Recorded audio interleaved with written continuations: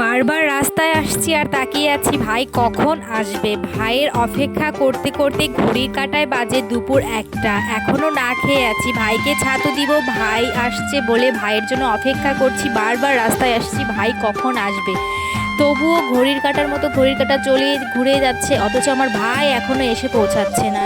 আমার বাপের বাড়ির থেকে ফালাকাটা আসতে লাগে 1 ঘন্টা। ভাইকে বলেছি সকাল সকাল বের হতে, যেহেতু বোনও আছে বাড়িতে, ভাইকে ছাতু খাওয়াবে, ভাইকে তাড়াতাড়ি ছাতু খাইয়ে ভাইকে তাড়াতাড়ি পাঠিয়ে দিতে বলেছি। তবু অনেকটা লেট হয়ে গেছে, যেহেতু আজকে আমাদের ওখানে মেলা।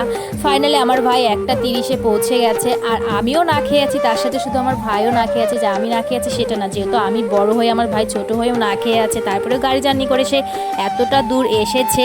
যাই হোক, ভাইকে দেখার পরে আমার সব রাগ কমে গেছে। তো ভাই আবার বেরিয়েও পড়লো, যেহেতু আজকে আমাদের বাপের বাড়ির পাশে আর কি মেলা আছে, চড়ক মেলা, সেই জন্য আমার ভাই থাকবে না। অনেক জোর করলাম, তবুও আমার ভাইকে কেউ আটকাতে পারলো না। বিকেলে বের হতো, বাট ফালাকাটাতে বড়দি এসেছে। বড়দি এখনো ছাতু খাওয়ায়নি। বড়দি ভাইয়ের জন্য হয়তো শপিং করবে, তো ভাইয়ের জন্য অপেক্ষা করছে। তো বড়দি আর ভাই এখন ফালাকাটা থেকে একসাথে বাড়িতে যাবে। বাড়িতে গিয়ে হয়তো বড়দি ছাতু খাওয়াবে। চলো, আজকের মতো এখানে কেমন লাগলো কমেন্টে জানিও।